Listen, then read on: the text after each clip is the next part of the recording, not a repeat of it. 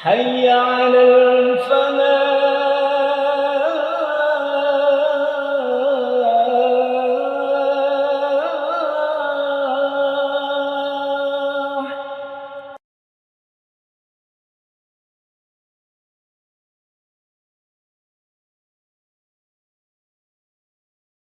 Bismillahirrahmanirrahim. Assalamualaikum warahmatullahi wabarakatuh. Alhamdulillah. Alhamdulillahilladzi anzala sakinata fi qulubil mu'minina liyazdadu imanan ma'a imanihim. Wassalatu wassalamu ala asyrafil anbiya'i wal mursalin wa ala alihi wa sahbihi ajma'in. Asyhadu an la ilaha illallah wahdahu la syarika lah wa asyhadu anna Muhammadan abduhu wa rasuluhu la nabiyya ba'dah. Allahumma salli wa sallim ala Muhammad wa ala alihi wa sahbihi ajma'in. Amma ba'du. Para jamaah sekalian rahimani wa rahimakumullah, marilah kita senantiasa menghaturkan rasa syukur kita kehadirat Allah Subhanahu wa Ta'ala atas limpahan rahmat, hidayah serta nikmatnya, sehingga hari ini, malam ini kita dimudahkan oleh Allah untuk melakukan suatu ibadah, salat maghrib berjamaah dan kemudian dilanjut dengan thalabul ilm. Mudah-mudahan apa yang kita lakukan semuanya diterima oleh Allah Subhanahu wa Ta'ala. Salawat serta salam semoga senantiasa tercurahkan pada baginda Rasulullah Muhammad sallallahu alaihi wasallam, begitu juga keluarganya, para sahabatnya, dan kita selaku umatnya. Jamaah sekalian rahimani wa rahimakumullah, marilah kita awali kajian pada malam hari ini dengan bacaan basmalah. Bismillahirrahmanirrahim. Kita telah sampai pada hadis yang ke-27 dari kitab Al-Arba'in An-Nawawi. Para jamaah sekalian rahimani wa rahimakumullah, pada hadis ini adalah berbicara tentang memahami apa itu dosa dan apa itu albir, al-ism, apa itu al-ism, apa itu albir, kebajikan. Anin Nawas bin Sim'an radhiyallahu an, dari Nawas bin Sim'an radhiyallahu an, anin Nabi sallallahu alaihi wasallam, dari Nabi Muhammad sallallahu alaihi wasallam maqal, di mana Nabi Muhammad sallallahu alaihi wasallam bersabda, al-birru husnul khuluq. Al-birru yang dikatakan kebajikan yang sempurna itu adalah husnul khuluq, berperilaku yang baik, berbudi pekerti yang baik, berakhlak yang baik. Para jamaah sekalian rahimani wa rahimakumullah,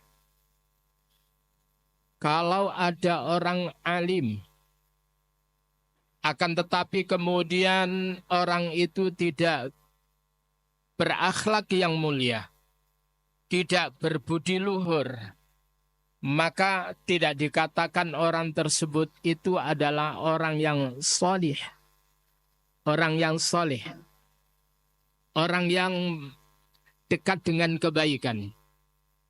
Maka albirru husnul khuluq itu adalah yang dikatakan kebajikan yang sempurna. Albir itu dekat dengan sifat Allah, namanya Al-Bar.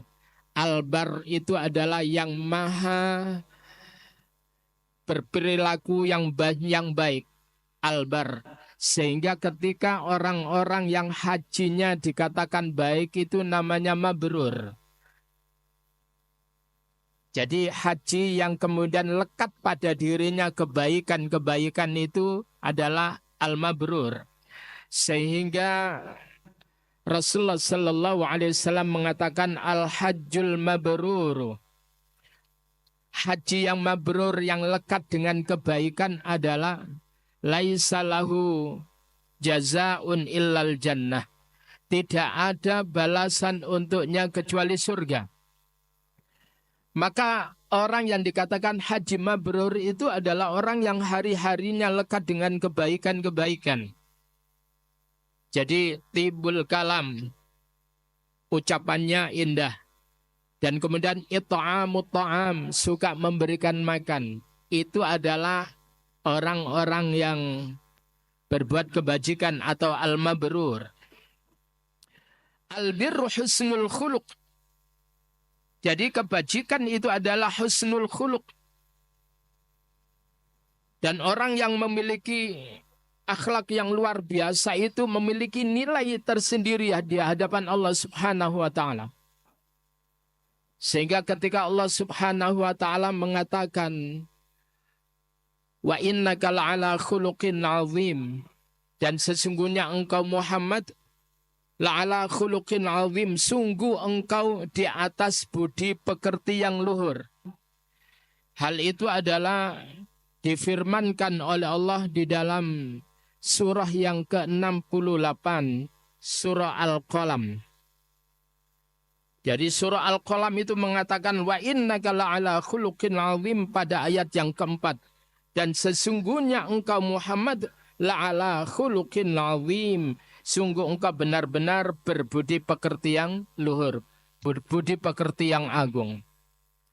Sehingga Rasulullah Muhammad Sallallahu Alaihi Wasallam tidak hanya sekedar baik kepada pengikutnya, tetapi Rasulullah Muhammad Sallallahu Alaihi Wasallam itu juga berbuat baik kepada orang yang memusuhinya. Dan ini yang repot ini. Terkadang ngomong begini ini gampang, tetapi prakteknya adalah tidak gampang. Rasulullah Sallallahu Alaihi Wasallam itu bisa bersikap baik kepada siapapun, baik itu orang yang memusuhi maupun orang yang, apalagi pada orang yang mencintainya. Para jamaah sekalian rahimani wa rahimakumullah. Wal ismu ma haka fi nafsika. Apa yang dikatakan dosa itu al-ismu? Yang dikatakan dosa itu al-ism. Pakai sa itu adalah dosa. Apa itu al-ism? Dosa itu adalah mahaka fi nafsika. Apa-apa yang dirimu merasa ragu-ragu dengannya. Orang tersebut itu merasa tidak nyaman dengan melakukan dosa. Ketika dia mau mencuri, mengambil yang bukan haknya, kemudian ada sesuatu perasaan yang tidak nyaman. Dan kemudian takut diketahui oleh orang. Maka kemudian itu namanya al-ismu, dosa. Bagi orang-orang yang tidak pernah mencuri, lalu kemudian mengambil yang bukan haknya. Katakanlah sandal. Sandalnya mungkin itu tertukar, ada yang membawa. Lalu kemudian bagi orang yang tidak biasa untuk mengambil, maka dia berat untuk memakai sandal-sandal yang selengkerahan itu. Kenapa? Karena dia tidak terbiasa untuk mengambil sesuatu yang bukan haknya. Jadi ketika kita tersebut itu melakukan dosa, pasti lalu kemudian ada perasaan galau, ada perasaan takut, ada perasaan macam-macam itu. Ada keraguan. Orang yang tidak pernah memalsu, maka ketika mau malsu itu mikir. Tapi orang yang terbiasa melakukan kepalsuan, malsu ijazah pun juga jadi. Orang yang tidak terbiasa bohong, mau bohong itu repot. Karena nuraninya, fuadnya tersebut itu tidak terbiasa, fitrahnya tersebut tidak terbiasa untuk melakukan kebohongan. Tetapi orang kalau sudah terbiasa berbohong, maka untuk menutupi kebohongannya, itu adalah dia melakukan kebohongan dan seterusnya.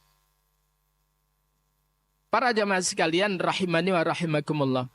Oleh karena itu ketika kita tersebut itu ragu iki dosa apa ora, maka kemudian ada ungkapan itu, memintalah kamu istafti qalbak, meminta fatwalah kamu pada hatimu. Ya apa perasaan hatimu? Kalau sekiranya hatimu tersebut itu sudah resah dengan itu, jangan kamu lakukan. Para jamaah sekalian rahimani wa rahimakumullah. Orang bohong itu Pak, itu sudah resah walaupun belum terketahui. Apalagi sudah diketahui kebohongannya. Maka kemudian keresahan itu luar biasa. Dan kemudian ada ketakutan itu kemudian menghinggapi tubuhnya.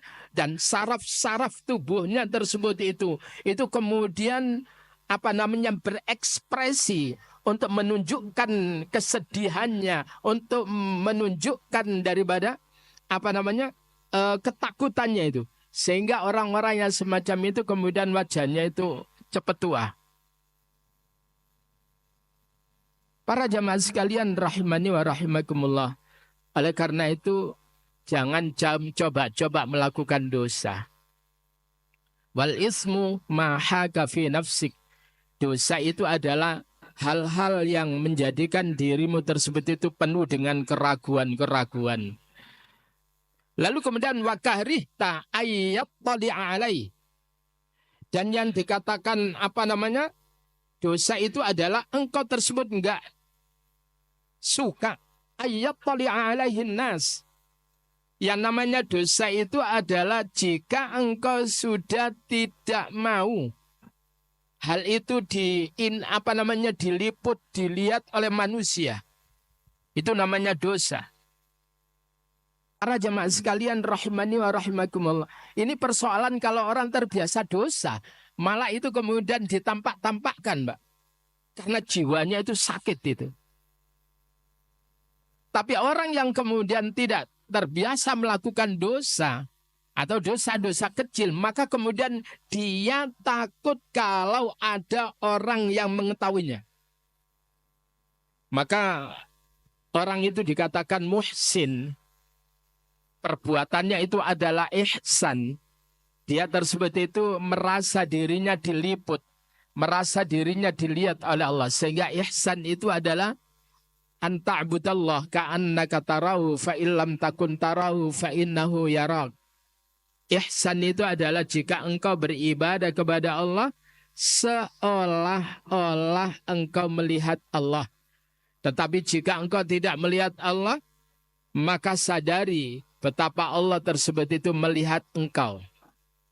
Maka orang-orang yang muncul dalam dirinya jiwa ihsan, merasa diawasi oleh Allah, merasa diliput oleh Allah, maka orang itu berat untuk melakukan dosa. Tapi ketika perasaan tersebut itu hilang, maka dia akan memiliki nyali, akan memiliki keberanian untuk melakukan dosa. Contoh Pak, ketika beberapa bulan yang lalu atau 1 tahun yang lalu, bahwa di setiap perempatan jalan itu ada CCTV. Itu Pak ya. Baik itu Surabaya, hampir semuanya. Di kota-kota besar terutama. Ada CCTV yang kemudian memantau orang-orang yang pengguna jalan. Yang memantau pengguna lalu lintas itu Pak. Maka ketika kemudian ada CCTV itu loh Pak. Orang yang terbiasa nyerobot itu mikir, takut. Kalau sekiranya dia terkena tilang. Itu sebetulnya ada rasa, oh ini salah. Tapi ketika kemudian CCTV-nya sudah diprotoli semuanya, gimana Pak? CCTV-nya sudah nggak ada semuanya. Yang dulu itu banyak, sekarang sudah nggak ada. Paling sedikit. Maka orang itu tumbuh lagi keberanian untuk melakukan pelanggaran. Alah, ora ono sing mantok kok. CCTV gak ono kok. Apa maneh polisi gak ono kok. Maka dia kemudian menjadi liar, berani untuk melakukan dosa itu.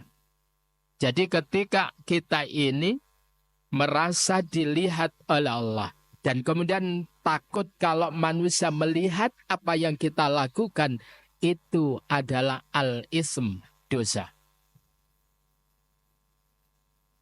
Tetapi Pak, ini jangan kita bertanya, loh itu loh Pak, banyak orang-orang yang kemudian melakukan pakaian minimalis selalu kemudian menampakkan diri.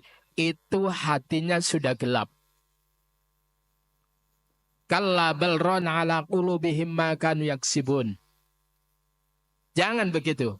Bal rana ala qulubihim. Hati mereka tersebut itu sudah mengkarat.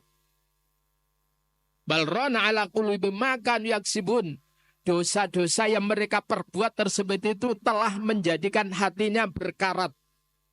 Sehingga Nabi itu menggambarkan ketika orang itu melakukan suatu dosa, nuktatan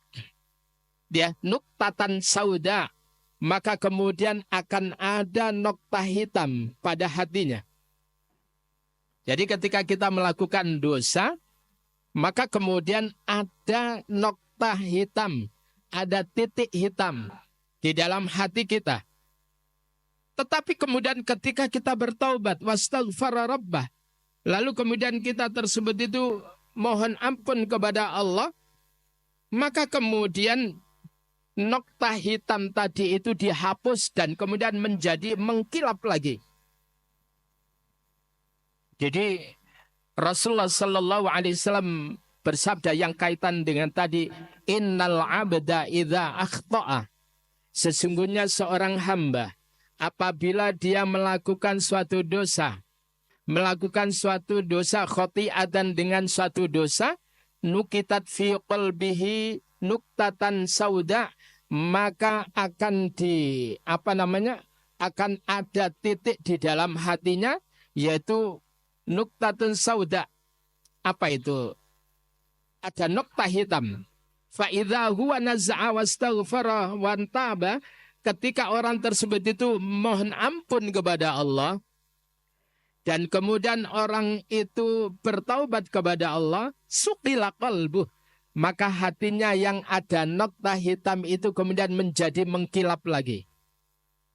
Jadi kita banyak istighfar, itu adalah untuk membersihkan noktah-noktah hitam, titik-titik hitam yang ada di dalam hati kita ini.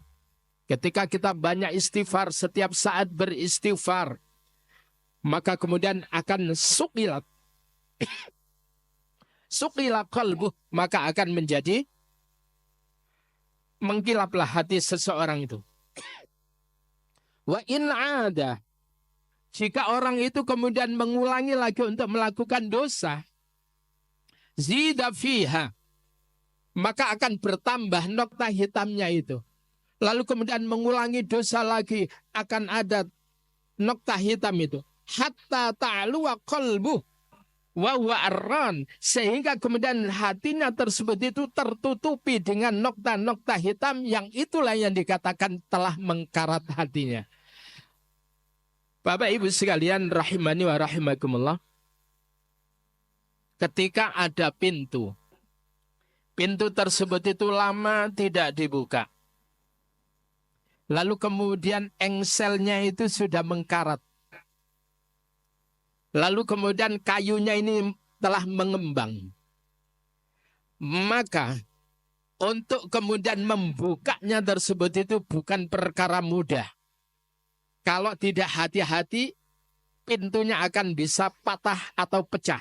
Dan engselnya itu akan putus. Maka harus tekun. Paling tidak itu adalah ngasih uli pada engselnya. Setelah engselnya itu dibersihkan, dikasih uli, kemudian perlahan digerakkan, nanti akan terbuka. Begitu juga orang yang banyak dosa. Orang yang kemudian hatinya itu ada nokta hitam yang luar biasa. Maka dibutuhkan kesungguhan di dalam bertaubat kepada Allah. Orang yang terbiasa dosa lalu kemudian jadi orang yang baik ini Pak. Itu berat. Secara kejiwaan itu dia dihantui oleh teman-teman mereka. Apa kata teman-teman mereka sesama melakukan kemaksiatan itu? Lalu kemudian dia dihantui bagaimana orang-orang yang mengetahui bahwa dirinya itu suka melakukan kemaksiatan, melakukan dosa. Berat Pak untuk hijrah itu. Tetapi ketika orang itu sungguh-sungguh apalagi kemudian ada yang menolongnya, ada yang memandunya, maka insya Allah itu akan mudah. Para jamaah sekalian, rahimani wa rahimakumullah. Jadi sehingga Allah subhanahu wa ta'ala terkait dengan tadi berfirman, kalla bal rana ala qulubihim ma kanu yaksibun. Jadi hati mereka tersebut itu telah mengkarat diakibatkan dosa-dosa yang mereka lakukan. Apakah nggak bisa bersih-bersih? Bisa. Manakala kita beristighfar. Kenapa? Allah itu adalah bukan pendendam. Allah itu adalah Al-Ghaffar. Allah itu adalah Maha Pengampun. Allah itu adalah Al-Afu, Maha Pemaaf. Allah itu adalah Al-Ghafur, Maha Mengampuni. Maka ketika kita tersebut itu ada penyesalan terhadap dosa yang kita lakukan. Lalu kemudian wastaghfara rabbah, kita mohon ampun kepada Allah. Yang ketiga itu adalah wa ayyazima alla ya'uda abadan. Berazam untuk tidak mengulangi lagi, maka akan diampuni oleh Allah dosa gaya apapun. Lawang orang yang membunuh 100 orang itu ketika bertobat, itu diampuni oleh Allah. Para jamaah sekalian rahimani wa rahimakumullah. Jadi dosa itu adalah hal yang mengganggu jiwamu dan kemudian engkau tersebut itu adalah tidak suka manakala ada orang lain yang mengetahui dosa yang kamu lakukan itu. Itu udah al-ism, dosa. Para jamaah sekalian rahimani wa rahimakumullah. Tadi adalah hadis yang diriwayatkan oleh Muslim, rawahu Muslim. Yang berikutnya adalah wa'an Wabisah bin Ma'bad. Dari Wabisah bin Ma'bad radhiyallahu ta'ala anhu. Semoga Allah ta'ala senantiasa meridainya. Qala, ia berkata, Ataitu Rasulullah sallallahu alaihi wasallam. Aku telah datang kepada Rasulullah sallallahu alaihi wasallam, kata Wabisah bin Ma'bad. Jadi Wabisah bin Ma'bad menyatakan, aku mendatangi Rasulullah sallallahu alaihi wasallam, faqala, maka kemudian beliau bersabda, Jita tas'alu 'anil birri. Jadi sebelum Wabisah ini mengungkapkan sesuatu, tiba-tiba Rasulullah sallallahu alaihi wasallam mengatakan, Jita tas'alu 'anil birri. Apakah engkau datang ini wahai Wabisah tas'alu 'anil birri? Engkau hendak bertanya tentang albir, kebajikan? Apakah kamu hendak bertanya tentang albir? Kalau bahasa Al-Quran itu Pak, lan tanalul birra hatta tunfiqu mimma tuhibbun. Kalian tidak akan pernah sampai kepada albirra, kebajikan yang sempurna, ya. Hatta tunfiqu mimma tuhibbun, sehingga kalian menginfakkan, mendermakan apa-apa yang kalian cintai. Oleh karena itu ketika nanti kita berkorban, Mbak, lalu kemudian kita membeli kambing atau kemudian urunan yang lain, itu berat, Pak.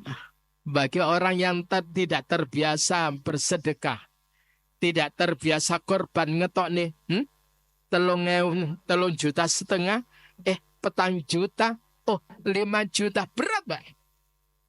Tetapi ketika orang tersebut itu kemudian dia terpanggil untuk menjalankan apa yang dianjurkan oleh Islam, karena ada perintah fasholli li rabbika wanhar, maka salatlah kamu karena Tuhanmu, wanhar, dan berkorbanlah kamu, yakni sembelihlah hewan korban. Menyembelih hewan korban itu adalah disejajarkan oleh Allah dengan perintah salat.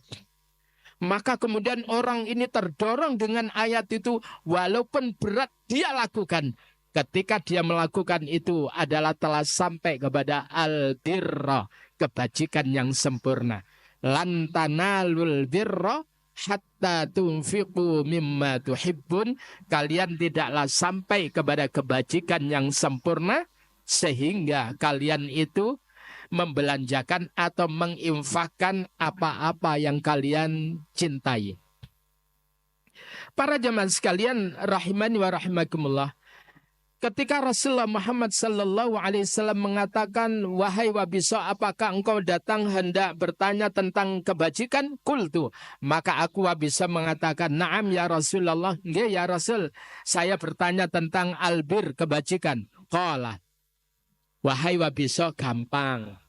Kalau kamu ingin tahu albirra itu apa, istafti qalbak,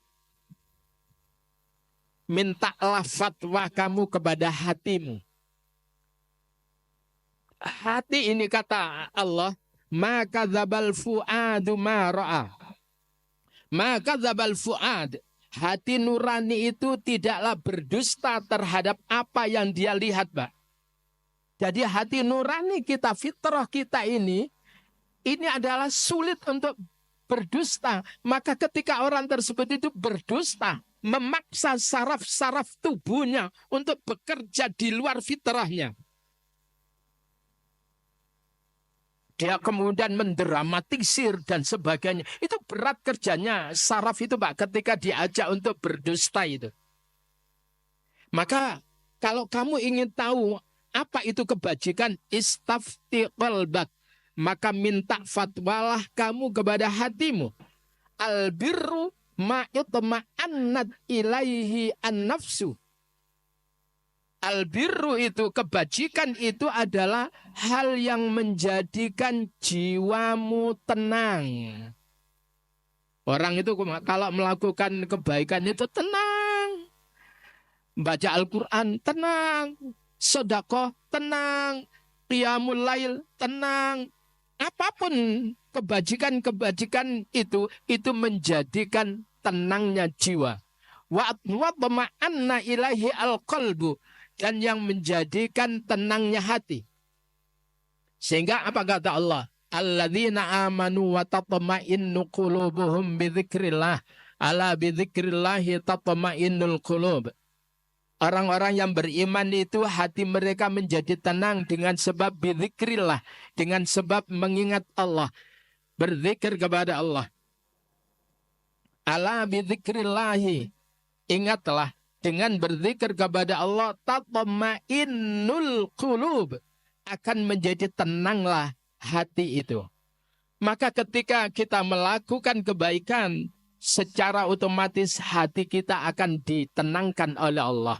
Baca Al-Quran, apalagi mengangan-angan maknanya, dahsyat itu, akan menjadi syifa, akan menjadi syifa, akan menjadi syifa, menjadi penawar hati kita.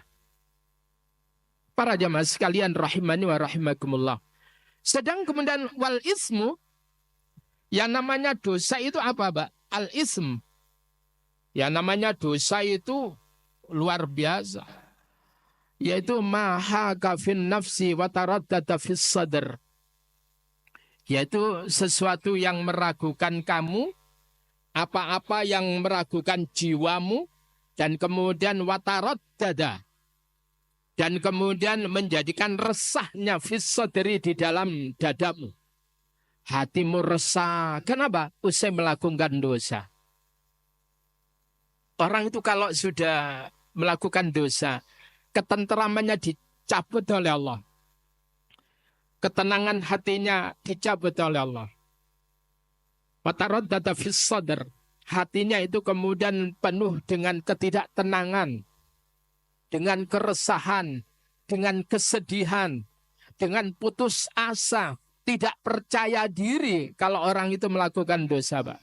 Oleh karena itu orang-orang yang melakukan, coba sekarang ini, yang ijazah palsu itu, tenang apa enggak, Pak, sekarang? Enggak tenang. Enggak tenang itu. Wataraddada fis sadr. Dan itu tidak menjadikan apa namanya? Yang menjadikan resahnya fis sadr dalam hati. Jadi le awak dhewe ngelakoni suatu perbuatan, lalu kemudian menjadikan dada ini, jiwa ini tidak tenang dan resah, maka itulah al-ismu, dosa. Para jemaah sekalian, lalu kemudian apa? Wa in aftakan nas wa aftauka. Ya.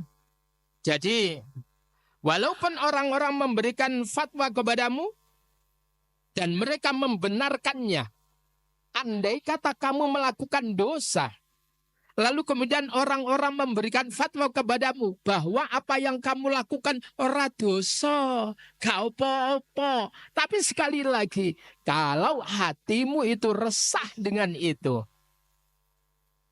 maka itulah dosa. Tidak bisa dibujuki, Pak. Karena hati kita ini, fitrah hati kita ini adalah menolak segala yang dosa itu. Para jamaah sekalian, rahimani wa rahimakumullah. Oleh karena itu, kalau kita lihat dosa dan kaitannya dengan kesehatan mental. Jadi dalam ilmu psikologi memandang bahwa dosa seseorang yang melakukan perilaku menyimpang itu nanti akan berpengaruh terhadap kejiwaan seseorang itu, Pak. Yang pertama itu adalah, jadi orang itu akan terganggu hubungannya dengan Allah. Orang itu kalau banyak dosa, Pak, setelah itu kemudian lemot di dalam melakukan ketaatan kepada Allah. Tidak begitu bergegas di dalam menjalankan perintah Allah. Lemot. Asa rasen untuk melakukan kebaikan-kebaikan, Pak. Lalu kemudian yang berikutnya adalah orang kalau sudah melakukan dosa itu akan kemudian berpengaruh penurunan kepercayaan dirinya. Percaya diri. Orang banyak melakukan dosa. Lalu kemudian kumpul dengan orang-orang yang soleh. Kekok, Pak. Gak nyaman itu. Karena atmosfernya itu beda dengan dirinya. Tidak sefrekuensi. Baru mereka merasa nyaman ketika sama-sama pendosa itu kumpul. Tetapi kalau mereka kumpul dengan orang-orang yang soleh, enggak nyaman. Lalu kemudian yang berikutnya, para jamaah sekalian rahimani wa rahimakumullah, adalah menyebabkan hati menjadi gelap. Kalau hati itu sudah menjadi gelap, Pak, maka berat orang itu melakukan kebaikan-kebaikan. Sekali lagi, semuanya ini tangan kita, pandangan mata kita, itu adalah terkait dengan hati kita. Kalau hati kita tersebut itu jelek, sehingga Nabi mengatakan, ala inna fil jasati mudghah. Ingatlah, sesungguhnya di dalam tubuh itu ada mudghah, segumpal daging. In saluhat saluhasairu jasad. Apabila segumpal daging itu baik, maka akan baik yang lainnya. Tangannya akan baik, pandangan matanya baik, lisannya baik, pendengarannya baik, pikirannya baik, langkahnya baik. Wa in fasadat, tapi kalau segumpal daging itu sudah jelek, Pak. Fasadat sairu jasadi. Maka kemudian akan menjadi rusak pula seluruh anggota tubuhnya.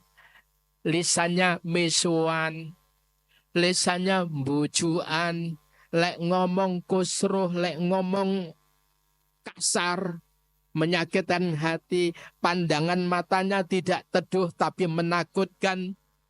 Lalu kemudian pendengarannya nggak nyaman kalau mendengar kalimat-kalimat thayyibah. Dan langkahnya berat ketika melangkah kepada kebaikan, tapi ringan untuk melangkah kepada kemaksiatan. Para jemaah sekalian, semuanya adalah hati. Terus bagaimana, Mbak? Ketika kita itu banyak melakukan dosa, bertaubatlah. Wa tubu ilallahi taubatan nasuha. Bertaubatlah kepada Allah dengan taubat nasuha, taubat yang sesungguhnya. Maka hadirin yang berbahagia, jadi Allah Subhanahu wa Ta'ala adalah zat yang mengetahui apa yang dirasakan oleh diri kita. Allah itu tahu bahwa melakukan dosa itu akan berpengaruh begini. Allah itu maha tahu bahwa orang yang melakukan kebaikan itu akan merasakan ini. Oleh karena itu, Allah Subhanahu wa Ta'ala itu kemudian memberitahu kepada kita, kalau kita ingin nantinya masuk surga, maka pastikan jiwa kita itu adalah jiwa yang tenang. Jiwa yang tenang itu adalah jiwa yang ridho. Dan jiwa yang diridhoi oleh Allah Subhanahu wa Ta'ala. Jiwa yang tenang itu adalah jiwa yang senantiasa memperbanyak perilaku-perilaku yang baik. Melakukan ketaatan-ketaatan kepada Allah, menjauhi hal yang bisa menggoncangkan, hal yang bisa meresahkan hatinya. Sehingga Allah nanti itu kemudian mengatakan, ya ayyatuhan nafsul mutmainnah, wahai jiwa-jiwa yang tenang, irji'i ila rabbiki radiyatan mardiyah. Irji'i ila rabbik, kembalilah kalian kepada Tuhanmu. Radiyatan mardiyah, sebagai jiwa yang ridho. Mardiyah, lagi diridhoi oleh Allah. Fadkhuli fi ibadi, silakan kalian itu memasuki kelompok atau masuk dalam kelompok hamba-hamba yang menghambakan dirinya kepadaku. Wadkhuli jannati, dan silakan kalian masuk pada surgaku. Surga itu adalah bukan untuk orang yang suka berbuat onar. Surga itu adalah bukan tempat orang-orang yang hatinya penuh dengan keresahan. Tapi surga itu adalah tempat yang nyaman bagi orang jiwanya tenang karena melakukan ketaatan, karena melakukan albir, kebajikan-kebajikan waktu di dunia. Para jamaah sekalian, rahimani wa rahimakumullah, maka berpulang pada diri kita semuanya. Kita ini mau bahagia, taatlah kepada Allah, lakukanlah kebajikan. Kalau kita ingin masuk neraka, silakan sakarepmu, ya silakan itu. Alamata syak, silakan apa yang kamu kehendaki. Tapi kalau kita ingin masuk surga, tidak ada kata lain, harus jadi amanu wa amilus solihat, beriman dan beramal soleh. Mudah-mudahan ini bermanfaat untuk kita semuanya dan menjadi ilmu yang barokah. Dan mari kita berdoa kepada Allah Subhanahu wa Ta'ala. Allahumma inna nas'aluka ilman nafi'a wa rizqan tayyiban wa amalan mutaqabbala. Allahumma inna nas'aluka ilman nafi'a wa rizqan tayyiban wa amalan mutaqabbala. Allahumma inna nas'aluka ilman nafi'a wa rizqan tayyiban wa amalan mutaqabbala. Allahumma ya Allah, berikan kepada kami ya Allah tambahan ilmu yang bermanfaat, yang menjadikan baiknya perilaku kami, ringannya kami di dalam beribadah kepada Engkau ya Allah. Subhanakallahumma rabbana wa bihamdika, nashhadu an la ilaha illa anta, nastaghfiruka wa natubu ilaik. Amin. Walhamdulillahi rabbil alamin. Kurang lebihnya mohon maaf. Assalamualaikum warahmatullahi wabarakatuh.